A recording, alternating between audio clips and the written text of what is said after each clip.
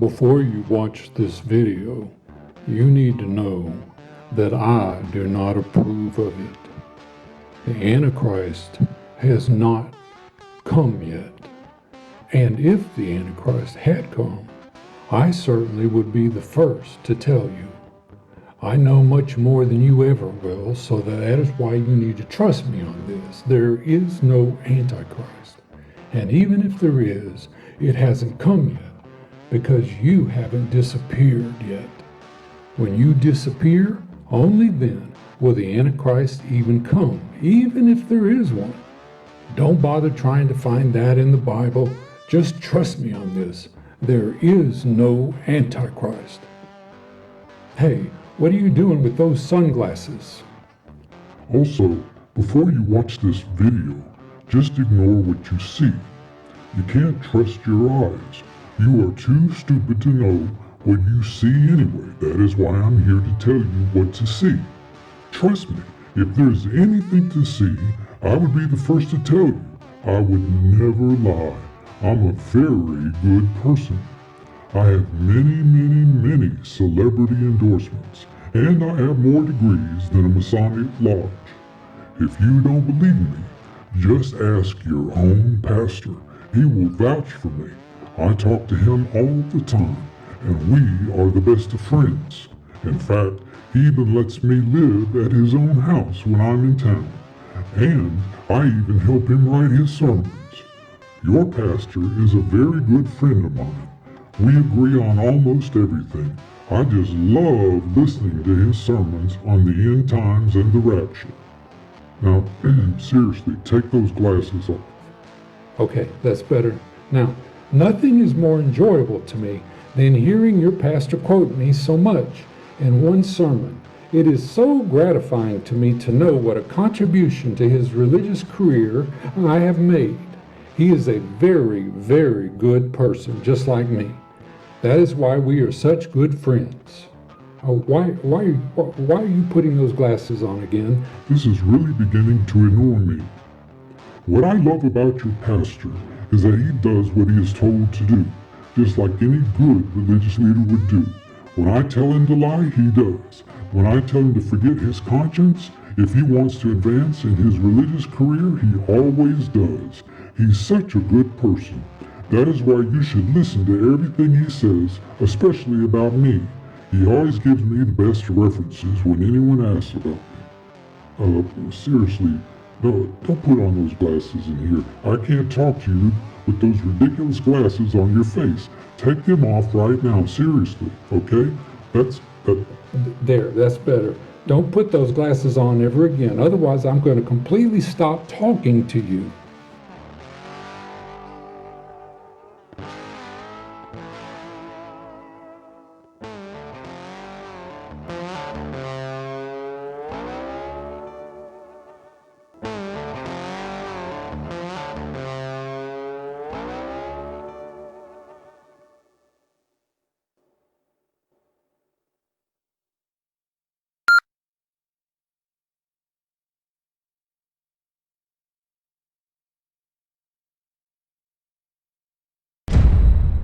In the previous video, you saw that John prophesied the rise of the modern Western, democratic republic, and the establishment of religious freedom. This is a key breakthrough, in reference to the biblical Antichrist. And you will see more, about why this is absolutely true, in the upcoming chapter. But you also saw that John introduced the red dragon in his prophecy in chapter 12. In chapter 12, the red dragon was easily identified as the British monarchy. But John is not finished talking about the dragon. Before we go forward into chapter 13, we need to understand where the symbol of the red dragon as the insignia for the British monarchy actually came from. If you research the origin of the adaptation of the red dragon as a symbol for the British monarchy, you will discover, according to historical sources, it was adopted from the military standards of the Roman Empire, when Rome ruled Britannia. This origin is an important historical source, because the reason the UK ended up on the wrong side of history, by the time of chapter 12, was because England had rejected the Reformation, and has sided with the Counter-Reformation, in its embrace of branch theology, in the Church of England. The monarchy itself was working to re-establish and expand the Vatican's Holy Roman Empire. So their identification with the dragon of the Roman Empire, against the woman of the circle of stars, was very literal, historically. The reason this connection is important to understand, is that John is going to pick up and continue, in verse 1 of chapter 13, his narrative about the red dragon. And we are going to be given even more information about this entity, and how it gives birth to what people today call the Antichrist. But as you will soon see, the real story about what is described in chapter 13 is nothing like the one they are busy telling the world today. This video is the beginning of our examination of Revelation chapter 13. In this video, we will introduce two topics as background information for our next set of videos on chapter 13. These two topics will cover, first, the meaning of John's use of sevens in the book of Revelation as a whole, and why it is directly connected to chapter 13. And we will cover the big picture of chapter 13, that virtually all counter-reformation preachers and theologians will inevitably attempt to hide from the public. Because, if the singular, one truth, from chapter 13 is ever really seen by the public, it is game over for the entire disinformation program of the counter-reformation itself. And that is why they hide it in plain sight. But as you will see, it takes a lot of counter-reformation magic to hide what is openly and obviously described in over 60% of the content of that chapter.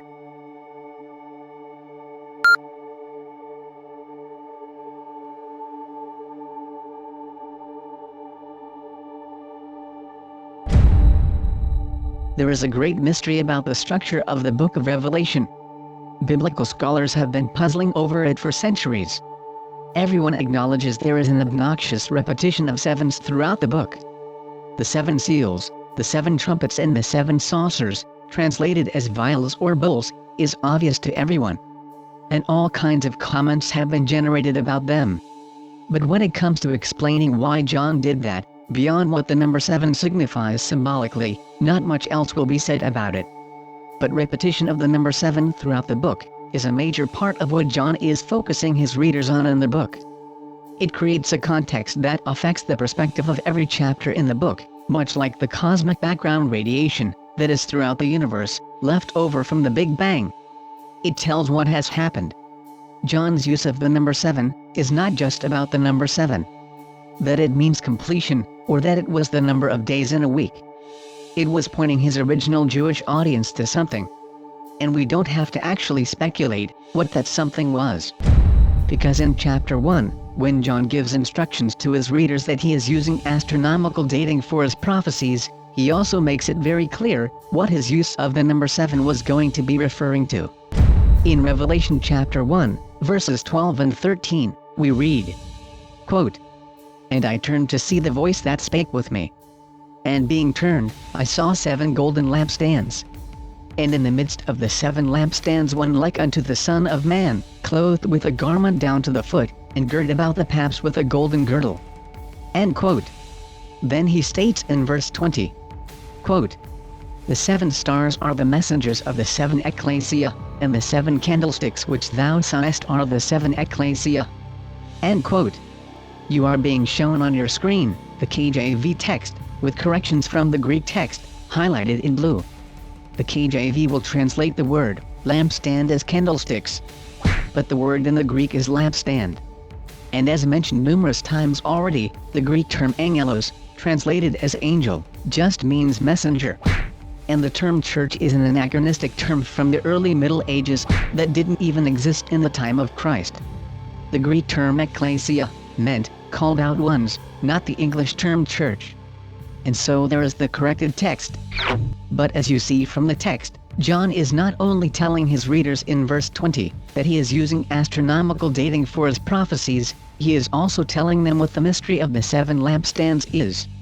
That those lampstands refer to the 7 ecclesia in what was then Asia Minor, but is now the modern-day country of Turkey. Or in other words, the lampstands refer to the people. And he described Christ walking in the middle of it. Here John is describing the meaning of his use of 7s. And he is also explaining the structure of the book, and his use of the repetition of 7s. How is he doing that? because what John is describing is the seven-branched menorah in the temple. But when John is writing this, the temple has already been destroyed. So he is obviously referring to the seven-branched menorah in some symbolical way. And he tells us what the symbolism actually is, by stating, the seven lampstands stand for the seven ecclesia. That is the standard teaching in the New Testament, by all New Testament authors, that the people of God are his true temple. Not a building, made out of bricks and mortar. John repeats that emphasis, with his connection of the ecclesia, to the seven-branched temple menorah. But why is he bringing that up to begin with? What is the point of that? There are many religious images John could have focused his readers on. Why this one piece of Judaism, in particular? And once you see his intended symbolism is with the seven-branched menorah of the temple, you will see him obsessing over the pattern of its seven lampstands, throughout the entire book, over and over and over and over, like a crazy man. You can pick up a Bible, and open it up any place in the book of Revelation, and you won't get very far past a few verses before you run into some iteration of John's repetition of sevens. Commentators have noticed that there are even lists of things, which occur in sevens. They have what they call explicit lists of sevens where he actually prefaces the list stating the number 7, and there is a list of implicit sevens, where he just mentions 7 things, without stating it first. Many commentators will number the list of explicit sevens at 18. But some have been combined, which are actually different lists. If you separate what they combine, it actually comes to 21, which is 7 times 3. Most will list the number of implicit lists at also 21, which is also 7 times 3. So you have 2 lists, both approximately containing 21 items. 21 plus 21 is 42. A very important number. As in 42 months. Which you will see over and over as well. So there is a structure throughout the whole book of Revelation that points to the seven-branched menorah in the temple. Even in its internal structure. Another thing you will notice in the structure of the book is that while it has 7 seals and 7 trumpets and 7 saucers, which is also 21, it has 2 very clear prophetic halves. The first prophecy runs from chapter 5 all the way through chapter 12, and the second half runs from chapter 13 through 20.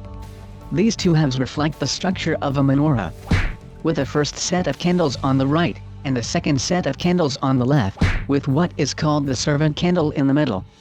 The servant candle was said to represent the Messiah.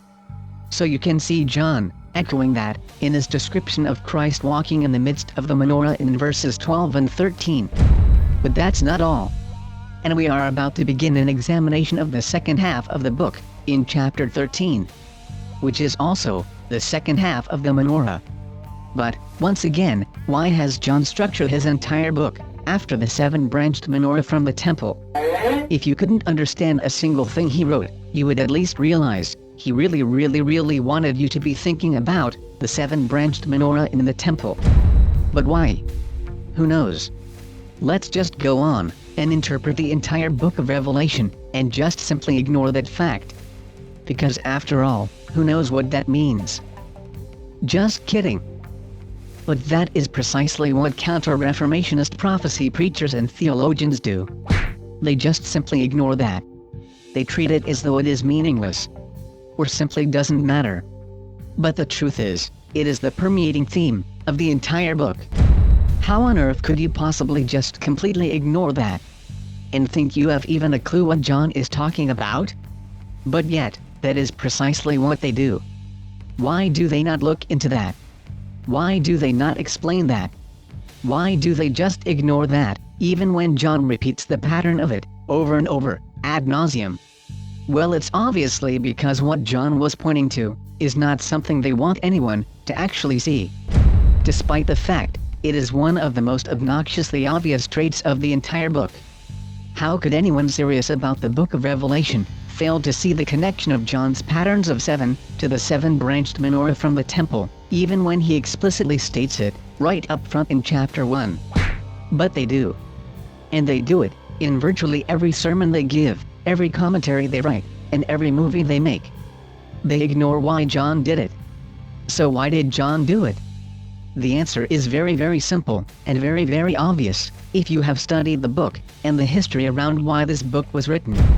Counter-Reformationists know the answer to this, but they never mention it on purpose. It is like talking about the crazy uncle at Thanksgiving, who was a criminal. Nobody wants to talk about it, because they don't want anyone to know about what happened. And they certainly don't want to be reminded themselves. It is the great unspeakable truth about the entire book of Revelation. The temple menorah. So why would John focus like a laser on the temple menorah, especially since by the time John is writing his book, the Jerusalem temple had been completely destroyed 25 years earlier? It is as though John is writing the book of Revelation to solve a murder before it happens. It is, in one sense, very much like a murder mystery. And John is frenziedly pointing to the smoking gun. The seven-branched menorah sheds light on what John is writing his book to warn future generations of believers about. And that is why this is never talked about by the Counter-Reformation. There is no single greater key to the entire book of Revelation beyond John's instruction about astronomical dating than the repeated presence of the seven-branched temple menorah in the book of Revelation. John is writing the book of Revelation to expose the coming Antichrist, which will be brought into the world because of the work of the Nicolaitans, who are a group of people who exist in New Testament times and claim to be apostles, but are not. In fact, they are the sponsors of the coming Antichrist. And John knows the seven-branched menorah, mentioned by way of pattern over and over and over again, will expose who they are in history, as you will soon see. But that is the reason it is mentioned, and why the Counter-Reformation will never talk about it in their eschatologies. While the seven-branched temple menorah will shockingly reveal the Antichrist, that's not even all John has to say about it. It plays a much more prominent role in the book than Counter-Reformationists will ever tell their audiences. Because the seven-branched temple menorah is a central reference for a very, very well-known Jewish feast, a Jewish feast that Counter-Reformationists will not even mention at all when they speak and teach on the New Testament, much less the book of Revelation. And John is making reference to it right in the very first and second chapter of the book.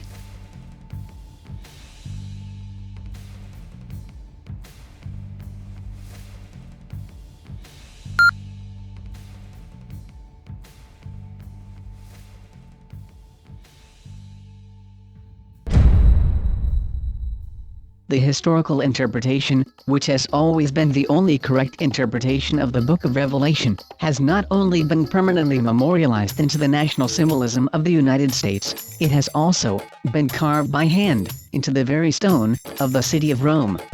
Not only in historical documentation of the breastplates made of iron, found in the Arch of Constantine, but also in another very famous arch as well. What you are looking at is the picture of a very famous triumphal arch in the city of Rome. This arch was known in Latin as, quote, the Arca Septem Lucernarum, meaning, quote, the Arch of the Seven Lamps. When you look on the inside of the arch, this is the picture of what is carved in its arch. And it is the historical background to John's reference of the seven lampstands in chapter 1 in the book of Revelation. Today, this arch is known as the Arch of Titus. It was constructed in 81 AD, meaning it had existed for 14 years by the time John wrote down the visions in the book of Revelation. This arch was built for Titus, in honor of his defeat of Judea and his destruction of the Jewish temple. And when John began the book of Revelation, with chapter 1, stating that he saw Christ walking in the midst of the seven lamps, this was the historical background for that chapter. John was referencing this very well-known memorial in the city of Rome, dedicated to the defeat and humiliation of the God of Israel. But John was making a very important statement about that temple menorah, which you will see more about later. But that's not all John was pointing to in focusing his readers on this subject. In chapter 1, John mentions the seven-branched temple menorah. And because he is referencing the seven lamps, he uses the plural number. But in chapter 2, John tells the Ephesians that if they do not repent, God will remove their lamp, or lampstand, and here, John uses the singular number. Since John wrote in chapter 1 that each of the lamps represented each of the ecclesia, there is no mystery as to why John would switch from the plural reference in chapter 1 to the singular reference in chapter 2. But what is a mystery is how exactly would you remove one of its lamps on the 7-branched menorah, since they are all connected? And why did John use this language? What is the significance of having your lamp removed from its place? And how exactly would that be a logical statement, given how the menorah was constructed? There was only one practice in Jewish religious culture that fully explains this mystery. And it is what John begins the book of Revelation making a reference to. It was called the Feast of Dedication. The Feast of Dedication was centered around the temple menorah, and thus why John begins the book making reference to it. It was during the Feast of Dedication in Jerusalem that Christ had presented himself to the temple as the Messiah. And this is recorded in the Gospel of John, believed by many to have been written by the same author. So it would make perfect sense that the author of the Gospel of John, who recorded Christ's approach to the temple as the Messiah during the Feast of Dedication, would open the book of Revelation with another reference to it. There are 4 reasons we know this is in fact a reference to the Feast of Dedication. The first reason we know it is a reference to the Feast of Dedication is because of John's focus on the temple menorah. The temple menorah was the central focus of the Feast of Dedication. The second reason we know this is a reference to the Feast of Dedication is because of John's reference in chapter 2 to the Ephesians of moving their lamp from its place. Its statement by itself is illogical. Because the 7-branched menorah connected each lamp, it would have been impossible to remove one from its place, unless you were talking about ripping or tearing up the menorah, piece by piece. And that is hardly something John would have been writing to his Jewish audience. But what John wrote would have been perfectly understood in the context of the Feast of Dedication. Why is that? Because the Feast of Dedication was the Jewish celebration of the rededication of the temple, after Antiochus Epiphanes committed the abomination of desolation prophesied by Daniel, by sacrificing a pig on the altar of the Jerusalem temple in honor of the Hellenistic sun god, on December 25, 167 BC. The relighting of the temple menorah was celebrated for 8 days, by lighting a lamp in every Jewish home. The Feast of Dedication has continued down into our current day, and today is known as Hanukkah. Hanukkah is just the Hebrew word for dedication. Originally, Jews did not light 9-branched Hanukkah menorahs on Hanukkah. They only lit a single lamp in their home for 8 consecutive days. Then they developed the use of Hanukkah lamps, which contained holders for 8 candles. And finally, the 9-branched Hanukkah menorah evolved into common practice. But in the time of John's day, the common observance of the Feast of Dedication, or Hanukkah, was still using a single lamp. And one of the traditions known among Jews concerning the Feast of Dedication is that once the Hanukkah lamp had been lit, it was not to be moved from its place. Moving a Hanukkah lamp from its original location was seen to be a terrible sign for the household that did that. It was considered an evil omen for the year. So the one thing you did not want to have happen was to have your lamp removed from its place during the Feast of Dedication. And obviously there was nothing worse than having God move it himself. And this is what John is making reference to in Revelation chapter 2. And thus why they have a single lamp which can be moved. John was making reference to the Jewish Feast of Dedication.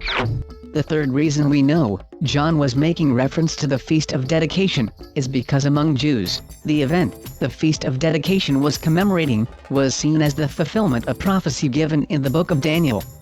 The very same texts John echoes in Revelation chapter 13. And John recalls those texts from Daniel to prophesy what he describes in chapter 13. The events which occurred in history surrounding the Feast of Dedication is a backdrop for what John is going to prophesy in chapter 13.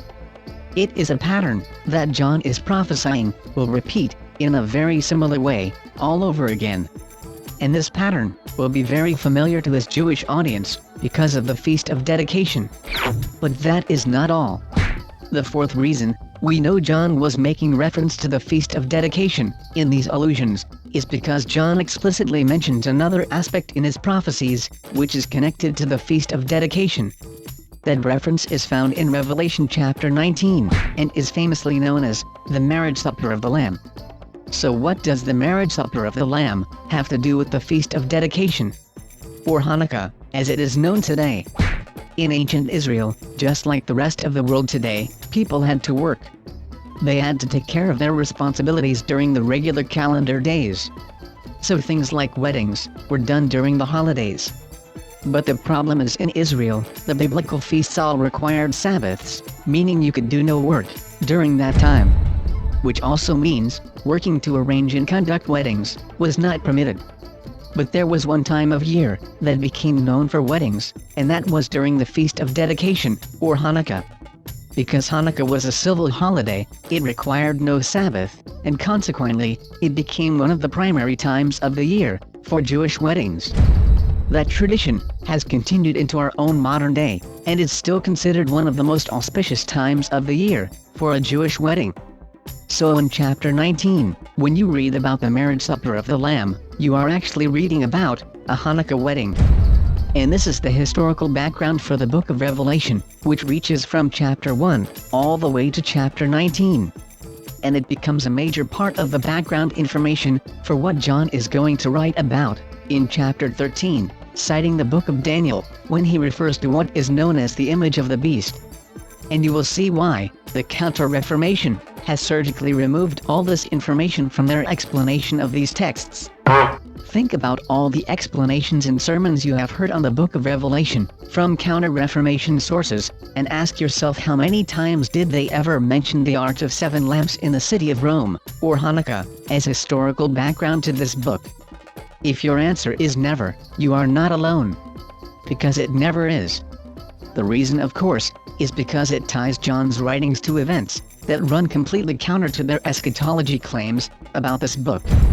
What you are going to read about in chapter 13 is an echo of Antiochus Epiphanes and his abomination of desolation on December 25, 167 BC, commemorated in Hanukkah.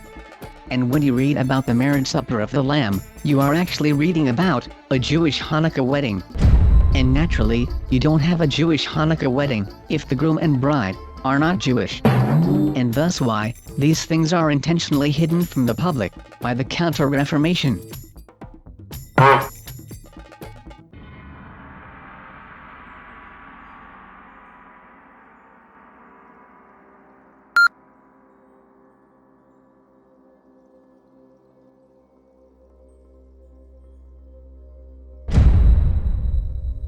If you watch virtually any channel on TV, especially channels such as the History Channel or AHC, the American History Channel, for some reason, you will notice they will often feature programs about the apocalypse or the end of the world.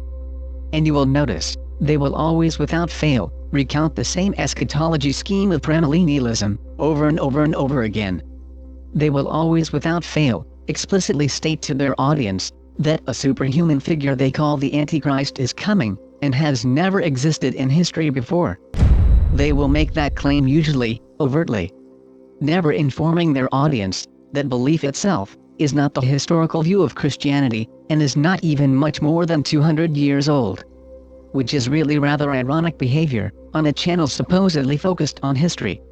But that is not the only topic where channels like the History Channel, supposedly focused on history, will show things as true that are completely non-historical. And that commitment to disinformation from these supposedly historical channels is completely intentional. If you watch them thinking you are learning about history, you will come away completely deceived about history. They routinely air total fiction and complete fabrication as history. People who are real historians will often complain about what they are doing to the public, but no one ever listens to the actual real historians, because they are not on TV. But the propaganda and disinformation that is shown on these shows, under the label of history, is not simply accidental. It is completely intentional. And completely deceptive. It is part of an intentional effort to brainwash the public about a very historical and very important topic. And that topic is found in the texts of Revelation chapter 13. The vast majority of evangelical Christianity does not know it has been maliciously indoctrinated to believe in Counter-Reformation eschatology. If you Google the term indoctrination, you will discover it is defined as, quote, the process of teaching a person or group to accept a set of beliefs uncritically, end quote. The last word in the definition is the problem with indoctrination. Beliefs which are held uncritically are beliefs which have been insulated from any examination for truth. They are not tested for their truthfulness. That is why they usually seek the protection of being accepted without examination. If they were really true, there would be no need for that. Examination itself would lead to persuasion and the conviction that they were true. So with propaganda and indoctrination, that is precisely what must be prevented. How many times, when you see sources talking about the rapture, Armageddon, the apocalypse, the Antichrist, do they ever spend on demonstrating their claims are actually true? The answer is very little, if ever. They simply authoritatively spread out the claims and repeat them over and over, never really getting into the details of why their claim is even true. Because they know that is not the mission statement of propaganda and indoctrination. You can see how widespread this is when you begin to interact with people over the texts in Revelation. You will discover there is a complete lack of interest in what any specific text actually really says. Their beliefs are held without examination based on something called authoritarianism, which is another important word that goes hand in hand with the term indoctrination. Most indoctrination is accomplished through the mechanism of religious authoritarianism. It is very difficult for indoctrination to occur without the foundation of religious authoritarianism to hold it in place. Authoritarianism is defined as, quote, the enforcement or advocacy of strict obedience to authority, end quote. The fact is that even when most counter-Reformation rapturists discover their theology actually contradicts the scriptures, they will continue to insist it is true anyway. They will become very angry and continue to insist it is true anyway, no matter what is even in the text. Because they have it on good authority that their belief is true, no matter what anyone says, and no matter what they see with their own eyes. They trust in their religious authority more than they do their own eyes. They have been taught to think that way by the same religious authority that is abusing them this way. Naturally, authoritarianism, even though unethical and very contrary to the texts of the New Testament, is very rewarding to the religious leaders who scam their Christian audiences with its claims. They will tell their audiences that they need to be under some kind of religious authority, even if it's wrong. They will convince their Christian audiences that they are too stupid to know the truth on their own. They are helplessly dependent on them. They will claim the New Testament requires them to be under their authority because of words like bishop or elder, which they cite from the New Testament. Never explaining to these same audiences, these were household terms in the Greek language, and referred to family members within households of faith.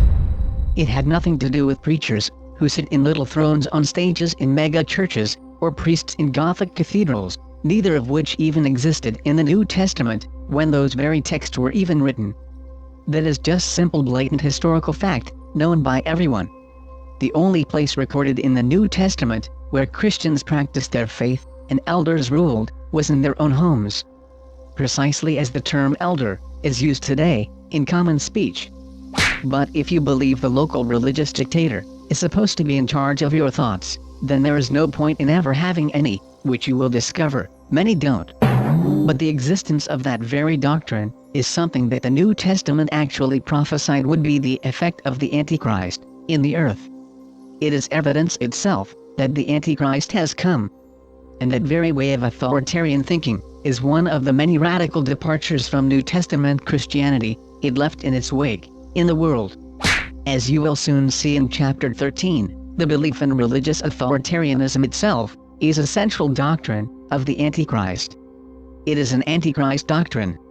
And when you are indoctrinated in it, religiously, you are rendered completely incapable of any personal repentance whatsoever, no matter how wrong you are, even if you see it with your own eyes. And that is precisely why the doctrine is so strongly spread by religious sources, which in fact are spreading subservience to the real, biblical, Antichrist. In chapter 13, you will discover there has been an unbelievable amount of obfuscation and hiding over the topics of the mark of the beast, the image of the beast, 666, and the Antichrist. And you will discover that hiding has been completely and fully intentional. It is not that what is in the text of the chapter is not known. It is, once again, fully known, and intentionally hidden from the public.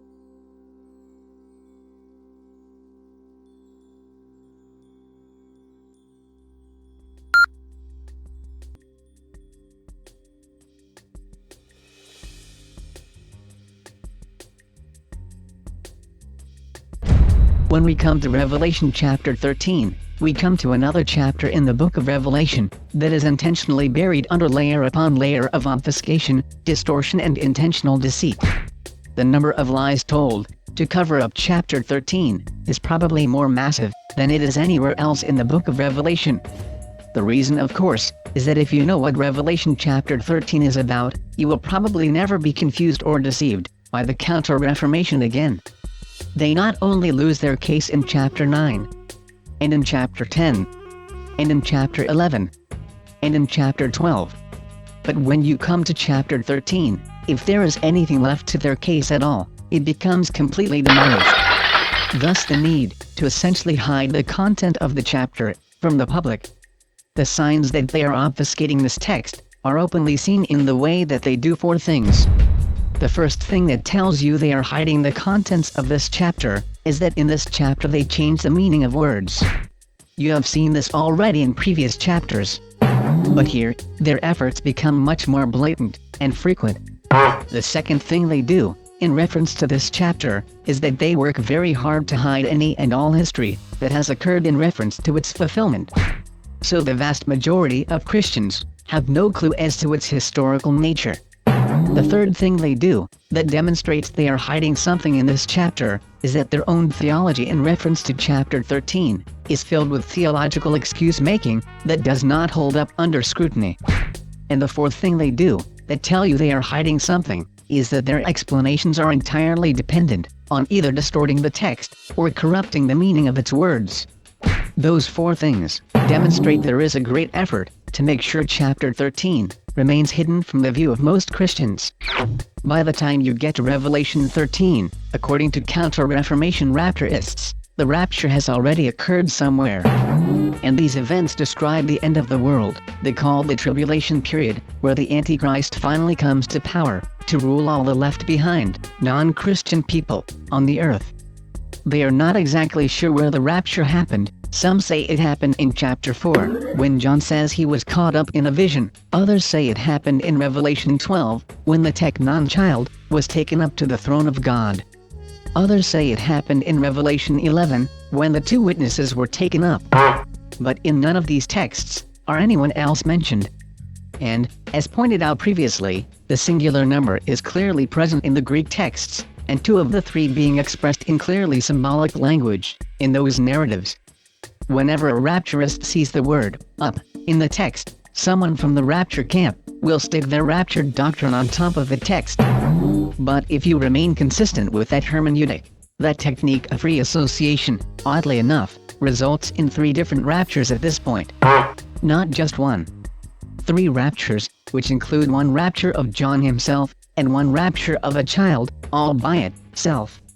But if you examine the details of all these texts, none of the details will ever really fit their description. Because the texts never involve more than 1 or 2 people at the most. And, because it's simply not really there in the text. You have to read it into the texts, and then excuse away everything else that doesn't fit. This is how you can know for a fact their explanations are fraudulent. When they get to Revelation 13, their explanations create 7 major factual contradictions. The first major contradiction that you run into is the issue of the alleged rapture itself. Because as stated, according to counter-reformationists, the rapture has already happened.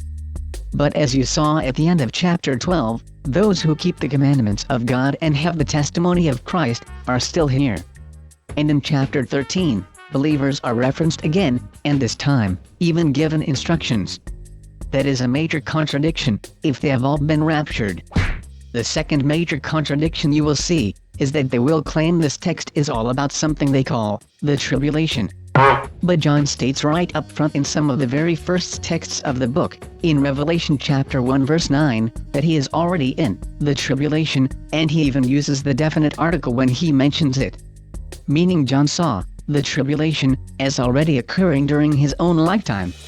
We know from history it was Rome's genocide of Jews after the destruction of Israel, in 70 AD.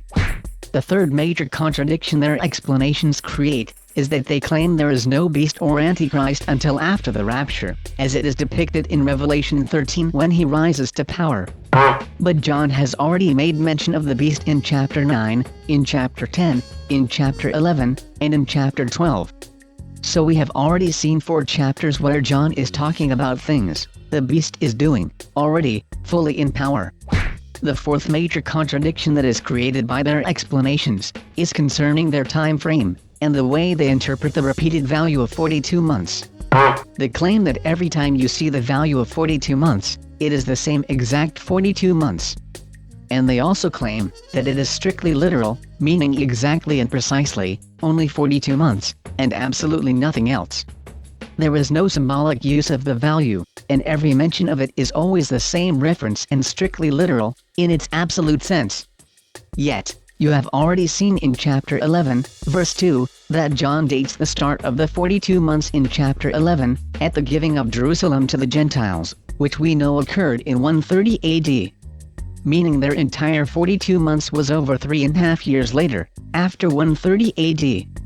Meaning John prophesied all this was going to happen and be completely over by 138 AD. Which obviously did not happen. So they have created a major contradiction in the way they interpret John's references to 42 months. The fifth major contradiction they create is that they claim the book is strictly chronological. But John not only mentions the beast in Revelation 11, he even describes major actions he will be taking on the earth, yet the beast doesn't rise to power until Revelation chapter 13. So there is no way you can have the beast already in power in chapter 11, and yet not rise to power until chapter 13, unless the prophetic events in the book are not chronological. And if the events in the book are not strictly chronological, then their rapture and tribulation scheme falls completely apart. None of the events in the book are happening in reality, the way they show on their little charts. Because the events prophesied in each chapter are not chronological. Obviously they cannot be if you have the beast already in power in chapter 11, but not rising to power until chapter 13. The text is clearly not chronological. The sixth major contradiction they create is that they will actually cite Daniel 7 in their explanation of chapter 13. And there is obviously a reference to Daniel 7. They admit it, and seek to explain it. But what they ignore in the book of Daniel, is that the book of Daniel in his prophecy, also mentions 70 weeks. And those 70 weeks are prophetic weeks, not literalism. There are 52 weeks in a year, so according to them, Daniel was really prophesying Christ was going to come about 1.5 years after his prophecy in the book of Daniel. But, the fact is, no one took his reference to 70 weeks that way. Not even Daniel himself who wrote the book. Why would you write down a prophecy you actually missed, and then pass it out to everyone, to read? And the seventh major contradiction they create, is the fact they contradict over 60% of the texts, in the entire chapter. Just as you saw in chapter 12, where they don't even mention the fact that 76% of the text, is actually about war. Not just a woman in the sky, with stars around her head. So how do they directly contradict over 60% of the texts in chapter 13? After already contradicting over 76% of the texts in chapter 12? It's very simple once again. John's words are very carefully chosen. When John wants to refer to a king, he uses the word king. When he refers to something that isn't a king, he doesn't use the word king. It is claimed by counter-reformation rapture theologians that whenever John uses the word king, he meant anything, because he was stupid and didn't know how to refer to rulers in any other way than to simply call them kings.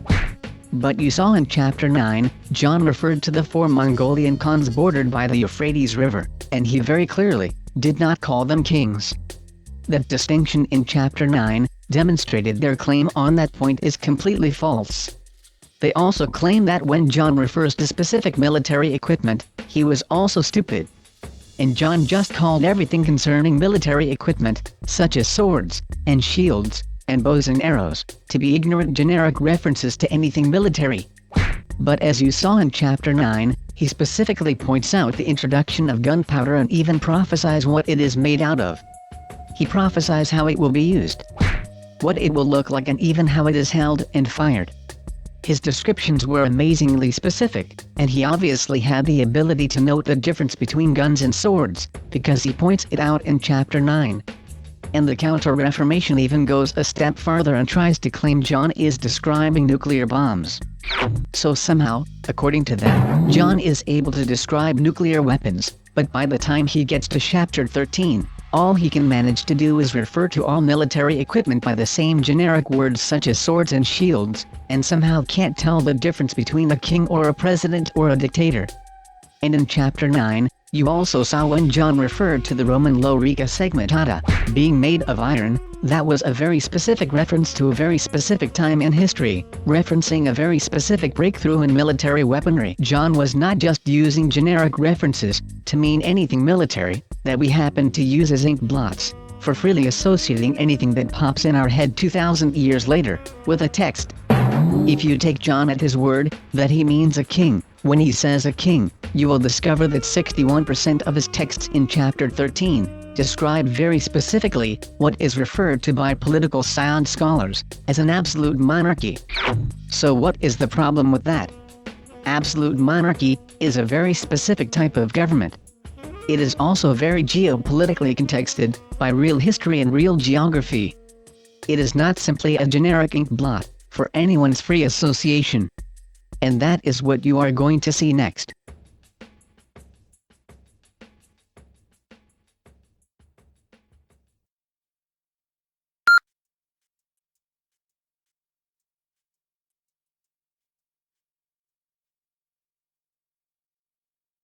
If I take this, slip it inside my pocket, snap my fingers, look, ta-da! It actually reappears underneath, inside here. Say, look, we'll do it again. Look, take this, put it in my pocket here, snap my fingers, and again, ta-da! It's under there again. Say, look, we'll do it one last time. I'm going to cover the creamer. I'm going to take the little thing, put it back in my pocket, snap my fingers again, ta-da! And look at that. It's back underneath. Right. Wait a second. It's oh, look. It's actually resealed. And if it's resealed, you're going to see it's completely filled with cream. This is a great trick to do, okay? So that's all as neatly tucked under there as I can. This is in my right pocket with the small part pointing down. I guess it's the top? I don't know which way. But anyway, this part is pointing down in my pocket. Okay, so that's there. You're here. Now you need an extra lid. So I took a lid off one of these and I have that. And now if you have that and you have this, you're basically ready to go. It's nice to have a glass nearby to dump the cream out, but it's no big deal. You've got that here and you say, hey, let's try a little something. Now, what you can do is you can actually secretly, while moving stuff aside, you can load this in, okay? Put that off to the side here, have your burger, whatever, and tilt it so no one's going to look inside and you're already loaded in, okay? Or you can pick this up, okay? Take this off, hand this to a friend. Would you ball it up into a little ball? When you take this back, it's like a cup and ball move. All I do is come over, and just by tilting my hand up, this sucker rolls right inside the creamer, okay? And then I put that down. You just go boom, and you're there. You're set up. So you're one ahead. Always a great place to be. You're here, okay? Now, you don't even have to do a false transfer. You can if you want. I mean, you can do a little bit of false transfer, have it reappear in places and all that stuff, or simply say, look, I'm going to do something tricky here. Watch me carefully. I'm going to put this in my pocket, snap my fingers. And so you want to build up this timing. It's in your pocket. Your hand is still in your pocket when you snap your fingers and lift. Okay? Hand is still in the pocket. You want to time it. Now, what you don't want to do is go, I'm going to put this in my pocket, hold it there for 4 or 5 seconds, then do this. This is more of a flow timing. Put this in my pocket, snap my fingers, and lift. And by now, my hand is coming out, okay? So, here, snap, lift, everyone's there. Now, that's not going to kill people. They're not going to freak out, but it's a nice start. It pulls focus. All focus goes there. So when you take this back and you load, because you have it still in your fingers, when you load this back in, all focus is here. People are not going to notice you dropping it inside. And don't worry if one is slightly different shape than the other, okay? These are the kinds of details you don't want to worry. So you load this back in. You say, look, I'll do it again. Take this, put it in your pocket. Now, everybody's really burning here, okay? They're getting ready to catch you. So it's the perfect misdirection for when you put it in your pocket. I just grab the creamer, snap my fingers, lift. Now, here's really the all focus is here. I bring this back slightly out of the immediate focus, here. And I'm going to take this, and when I take this, I actually put the full creamer in front of the other, okay? I move this, okay? I want to keep moving. You could just do it. I mean, you could do it again, but I think the napkin adds a nice focal point and covers it from prying eyes. slip it underneath. Immediately, either pick this up or pick it up with this hand and take it in this hand, whatever works more comfortably for you. You've established this rhythm. You put this back in your pocket and you're clean. You're so far ahead now. Milk this moment. Excuse the pun. You could even have people, don't get cheesy with it, thank you. You could even have someone put their hand on top. If people put their hand on top, plant a time lapse since the last time you were near your pocket. Snap your fingers, show your hands undeniably empty. Everybody knows the little piece of folded thing is going to be underneath again. You lift up, you're surprised. You're surprised, they're surprised. They're wondering where it is. You turn it over. When people see that, and you get people, it's a classic trick where people go, no, because they get ahead of you. They immediately get ahead of you, which in magic can sometimes not be cool. But then you open that up there like that, spill it out, magic.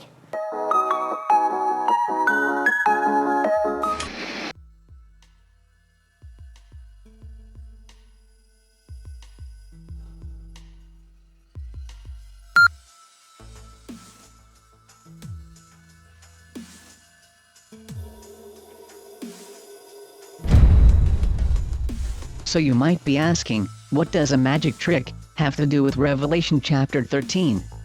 The answer is, more than you might imagine.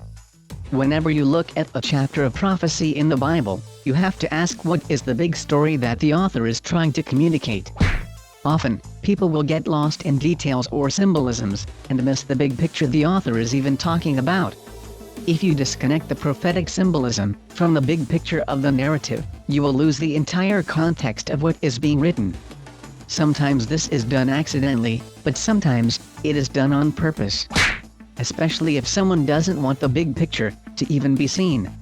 In Vegas, stage magicians and illusionists are very familiar with the technique of distraction and directed focus. They get their audiences to focus on precisely the wrong thing, on purpose. And so the audience never sees what has really happened. While they are looking at one hand on the left, the real action is taking place in the hand on the right. Or while they are looking at a cup, or a shell, or a card, they are not looking at the hand that performs the action. It's a very simple trick. But one of the reasons why magicians and illusionists do not like to explain how they do their tricks to audiences is that once you know the secret to the trick, you can actually see what they are really doing. And you will never be mystified by the trick again. Everyone is familiar with the fact that distraction and misdirection is even also intentionally employed by politicians. And it is even used by governments all over the world. But what most people do not know, especially many Christians, is that distraction and misdirection is also used in theology as well. It's even used in sermons by preachers. That harsh reality catches many Christians off guard. They never suspect they are being played. They think that if a preacher acts religious, his or her intentions are always noble. But that is simply not reality. The ones whose intentions were entirely noble have been intentionally screened out of the institutional religious process a long time ago. The ones who are left are the ones who had no conscience about what they were doing. The thing about distraction and misdirection as a technique is that it is very intentional when it is done. You cannot be very successful at distraction and misdirection by accident. You have to first know something is there, and then draw all the attention or focus of your audience on precisely the wrong thing, to hide it or get them to ignore it. So that they will entirely miss what is happening, right in front of their very eyes. And this is precisely what the Counter-Reformation does, with their explanations and sermons on Revelation chapter 13. But in this video, you are going to be shown how their theological parlor trick actually works. If you read Revelation chapter 13, you are going to see some very famous topics, in some very famous texts. You are going to read about 666. You are going to read about the mark of the beast. You are going to read about the worship of the image of the beast. You are going to read some of the most famous texts about the Antichrist in the world. There is virtually no place left on earth that hasn't heard about 666 and the Antichrist, the image of the beast, and the mark of the beast. They have spent millions of dollars spreading people's focus all over the world on 666, the Antichrist, the image of the beast, and the mark of the beast. They have sold billions of dollars worth of commercial media focusing the world's attention on these things from Revelation chapter 13. And everything the world has heard and seen about these things are nothing more than a cheap magic trick of distraction and misdirection. Virtually everything they have heard about it is not only false, it is intentionally false. It is false on purpose. What you are about to see is what they have been so busy and dogmatically hiding from the public. And they have, in fact, been intentionally hiding it. They are in essence victimizing their audiences. And the preachers that are doing that have something else in mind that they consider much more important than telling anyone the truth about Revelation 13. Because if they wanted to tell people the truth about Revelation 13, it would be very easy to do. And it would be extremely easy to see what that truth was. Especially to anyone who studies the scriptures and prepares sermons full-time. In fact, the truth about it would be completely unavoidable. Thus the need for the Counter-Reformation's magic trick to make the unavoidable truth in Revelation chapter 13 disappear and become invisible. Regardless of whatever belief system we may hold, regardless of whatever kind of theology we may subscribe to or prefer, there are once again a set of facts about this chapter that transcend anyone's personal opinions, theologies or beliefs. These facts are independent of our interpretations. They are objective realities that we cannot do anything with other than acknowledge or suppress. But those are the only two options we have with them. If you are looking for the truth about something, it is much better to simply acknowledge the facts than to try to make them go away. Which Counter-Reformationists, unfortunately, do. In verse 1, John mentions 10 crowns. The word is diadema, in the Greek, from which we get the word diadem, and means a crown like that which sits on the head of a king. It is a unique symbol of monarchy. In verse 2, John mentions his throne. It is the Greek word, thronos, and literally means throne. That is the seat of a monarchy. In verse 4, John mentions his veneration. He is said to be worshipped. That is the Greek word, proskuneo, and means to crouch before, to bow to kiss, or prostrate before. That is the customary greeting of a monarch. In verse 5, John mentions power was given to him, and it was exalted even above religious matters. It was the power of an absolute monarch. Once again, a monarchy. In verse 6, John once again mentions, his speech and his edicts are considered more weighty and important than even that of God himself. That is the power of an absolute monarchy. In verse 7, John mentions he has absolute power to declare and wage war, and he has power over all kindreds. That is the power of an absolute monarch. And once again, a monarchy. In verse 10, John states that he kills with a sword, and that he has the power to take life. That is the power of an absolute monarch. And once again, John is describing a monarchy. In verse 12, John comes out and explicitly states he has all power. That is the description of an absolute monarchy. In verse 15, John states he has the power to enforce his religion, and refusing it would be a capital offense. John is once again describing an absolute monarch. In verse 17, John states that this monarchy will exercise power over economics. Once again, describing the power of an absolute monarchy. So we see in at least 10 out of 18 verses, John is obviously and explicitly, unmistakably, describing a monarchy. Now here is what is interesting about that very obvious fact. While it is the most obvious feature of the chapter, because it is mentioned repeatedly in every other text, it is the one fact that prophecy preachers will never mention. You will hear them explain many things about this text, but they will never mention the most obvious thing of all about this text. That John is prophesying the rise of a monarchy. 666, the mark, the image, even the fire from heaven are simply identifiers of the main topic of John's prophecy, which is a monarchy. So why do they never mention that this entire chapter is all about a monarchy? Well, the answer to that question is simple. It is John's prophecy about this monarchy that they are actually trying to hide. So why would the Counter-Reformation try to distract everyone away from the fact John is prophesying about a monarchy? Well, let's find out. If this text is all about a monarchy, and it is future, then all we have to do is look up a map of monarchies in the world to figure out what this is prophesying. If we do that, we will come across a global map like the one you see on your screen, of monarchies in the world. As you can see, there really isn't that many left.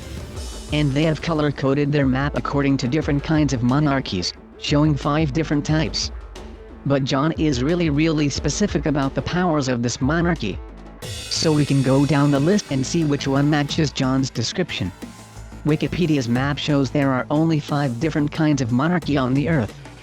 Beginning with monarchies that have the least amount of power at the bottom of their list, called subnational monarchies.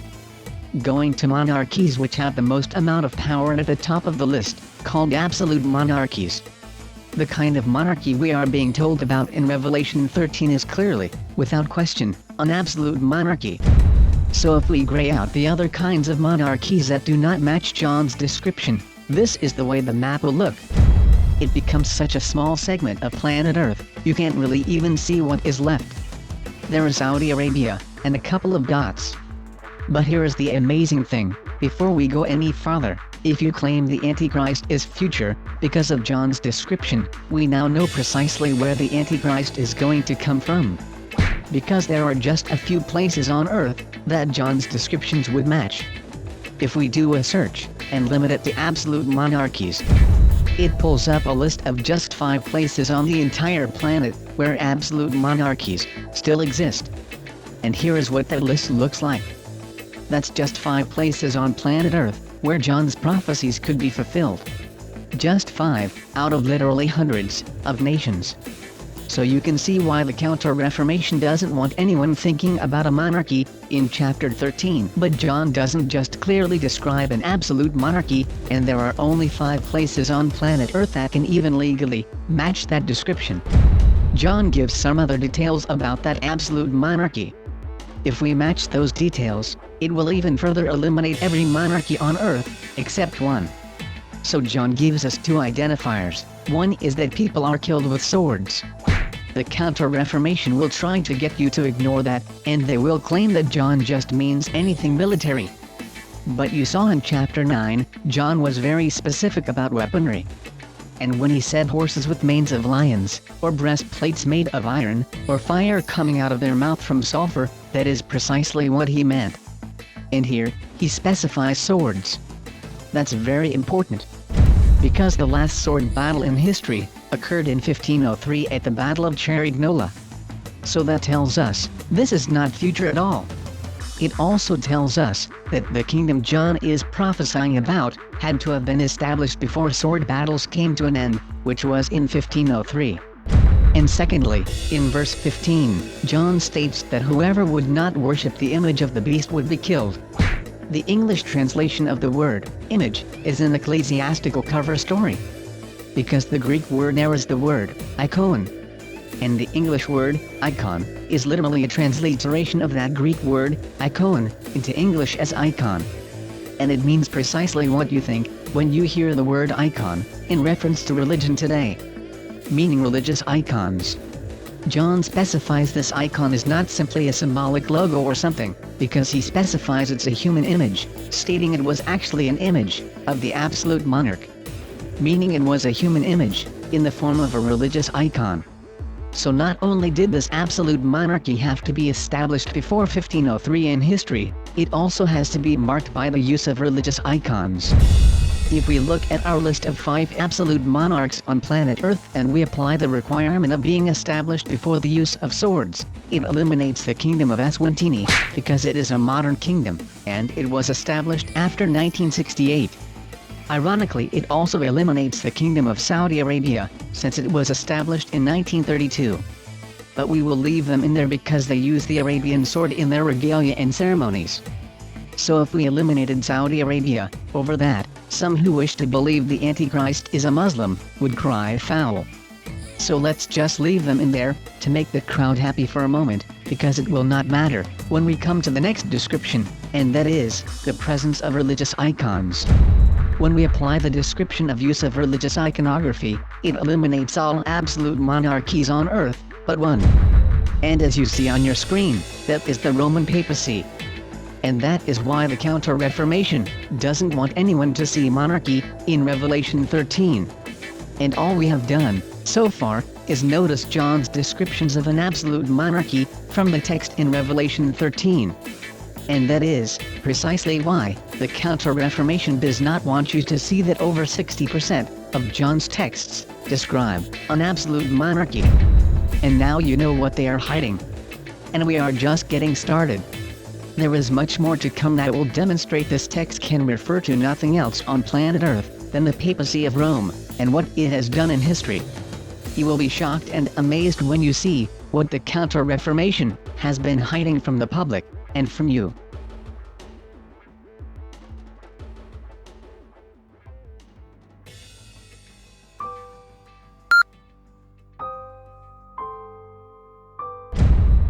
You have seen in this video, the purpose of John's repetitive use of the number 7 is to draw attention to the temple menorah, in keeping with the Feast of Dedication.